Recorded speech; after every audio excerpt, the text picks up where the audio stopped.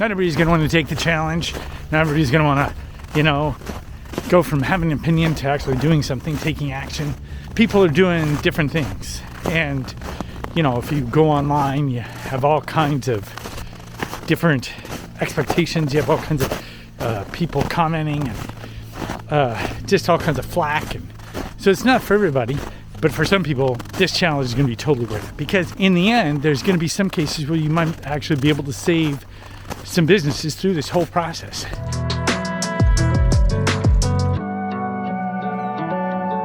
The whole idea is to create content on a regular basis. And it's not difficult, but it's a long game. Although there are some shortcuts that end up happening, or you get lucky, then, that does happen. But for the most part, it's a long game. I think of it like Monopoly. Now, Monopoly supposedly was created at one time to show the ills of capitalism, meaning it showed through the game that just a few people or one person would overpower everybody else. And when your opponents have no money left and are completely in your debt, then and only then do you win the game. You're telling me that the purpose of this game is to drive your fellow citizens into poverty so that you may get rich? It's diabolical. It's just a game. Nowadays, the West finds it as a useful tool to indoctrinate young children into the capitalist system. If you think about the online world, the internet and everything, and you look at Monopoly, everything that you have online is a potential piece on the board. And so by having more pieces on the board, you have more ways of gaining, your rent as people go around the board. And sometimes you get lucky, you end up rolling the dice right. And that's the same thing with being online. Sometimes you get lucky, sometimes you won't. But most of the time, it's just a long game.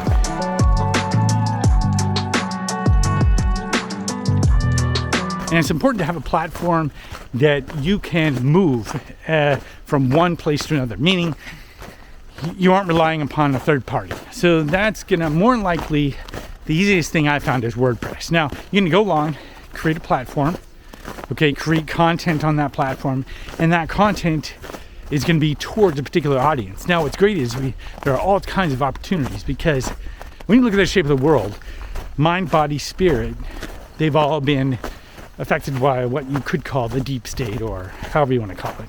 So you figure out what area you want to create content in, what area you have strength in, and you research that audience a bit.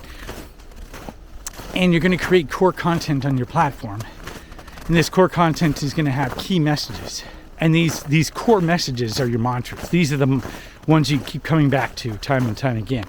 And the reason you want to have these core is because it kind of offsets what could happen, which is the content creation hamster wheel, where you're always creating content. Whereas if you have core content, it's always being updated, but you're not on a hamster wheel of creating content. So you're creating your platform, you have your core content, and then from there, you're going to be setting up email. Now, the reason you set up an email, which there's a link down below, you can actually set up email. First 1,000 subscribers are actually free. So if you remember, it doesn't take much to have a sustainable audience, and 1,000 may be enough. If you look, all the people who have been whacked off the platform will rely on email as one of those tiers. Just in case this happens, sign up for my email and you'll see where to go next. So that's one of the platforms to have is email. It keeps the whole setup resilient.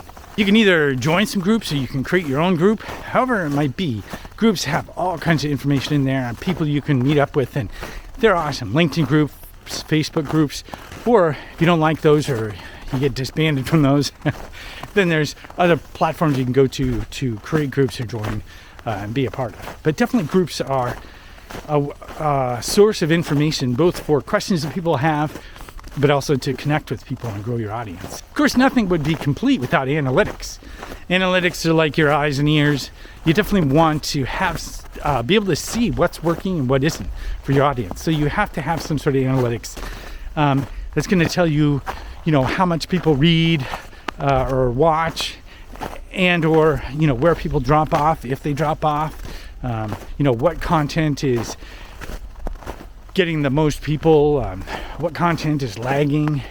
So it's definitely good to have analytics. And unfortunately, at least now as things are going, you'll want to have that separate from Google. Okay, so then of course you're going to want to have monetization. Monetization is more than likely it's going to be, something of an affiliate thing, like with Amazon. And Amazon, that's their power, is in their affiliates. One of the ways that they've been able to make it. And what's great is affiliate programs are something that anybody can start. And when you get larger, you can start your own affiliate program, and that way, everybody benefits. I've never understood why people are negative about affiliate programs. They're not, they actually benefit everybody all the way around. And that's one of the ways I'm able to make this work, is through affiliate programs, so that if you end up buying something along the way through this, then it'll help me continue this whole process, which is great. And it's at no extra cost to you, of course.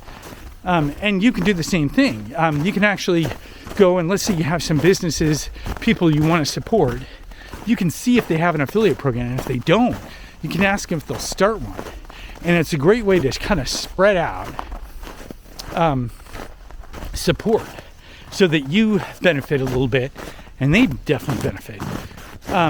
It's the way that everybody can stay sustainable, because when you do your content thing, it's really going to be really hard to keep going for free. Again, it's one of those things where when the going gets rough or things get rocky, those items that don't, contribute end up getting whacked. So to have your content creation pull its own weight, so to speak, then you'll want to have some sort of monetization, and affiliate is definitely a good way to go. Now, as things progress in your content creation, you may find you can create your own online offer, depending on what kind of help you can give people. That's definitely an option. And creating an online offer is, the sky's the limit there. And what's great is, after you create an online offer, you can actually create an affiliate program, and then you're able to get help from your audience. You help them as they help you.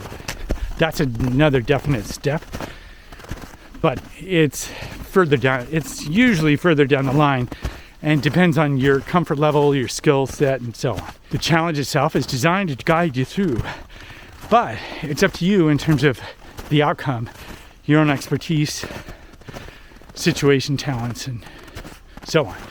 And there's a couple different ways to join. You can either stay on the YouTube channel and follow through there, and I'll have each of these steps, gone through a little more deeply in videos, or you can go to the Patreon. There's a link below, and it's there. I'll give you templates and extra resources for very low cost.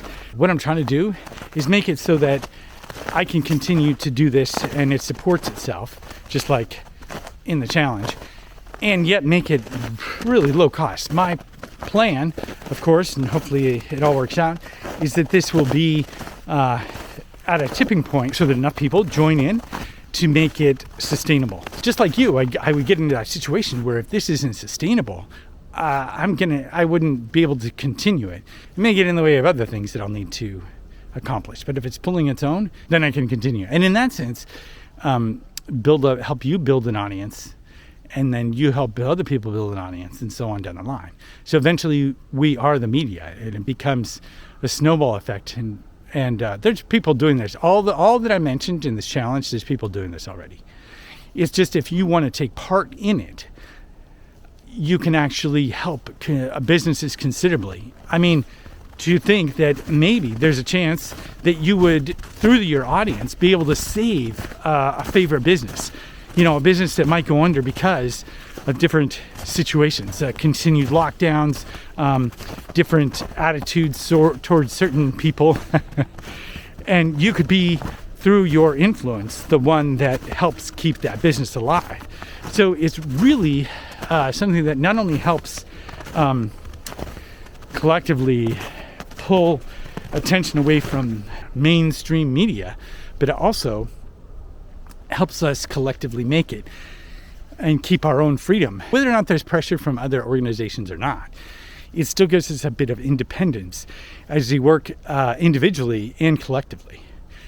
I think it's a sweet setup, and definitely worth doing, and I hope you do too.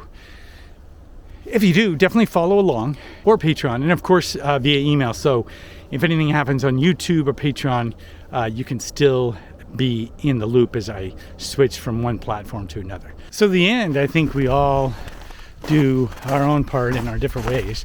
And some people are going to want to create content and be the media in their own small way, and others aren't. And whatever they end up doing is fine.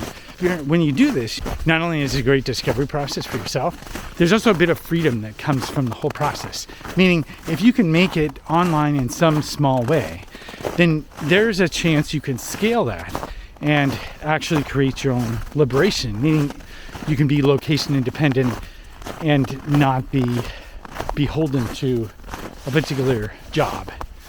Now, the real promise of this is that we all kind of band together and are able to collectively inhibit the mass media hypnosis that's currently going on. And when we do that, I think there's real magic that can happen. And in that moment of magic, we all benefit. Meaning we all end up being able to go to another level. From in our mind, body, spirit, this is collectively how one of the ways we can make it to another level. One of the ways we can actually make a difference in our own lives and in others. There's a micro benefit yourself and a macro benefit to other people and the Patriot movement as a whole. So I think it's something where if you can take on the challenge, you definitely should. And whether you go through the different methods that I've given in the 9 steps, or completely differently or somewhat differently, doesn't matter. You should definitely take it upon yourself to kind of go through this in a way that makes sense to you so that you can basically contribute. Because now's the time we stop eating popcorn, stop just watching the movie, and start participating. Even if it's in some small way. Creating content and maybe keeping businesses alive, having some sort of influence, it's definitely worth doing. Now, whether you do it or not, it's up to you. But I really hope you end up joining in some way, shape, or form. So if you found this video helpful, be sure to give it a like. Thanks a lot for watching, and I'll see you next time.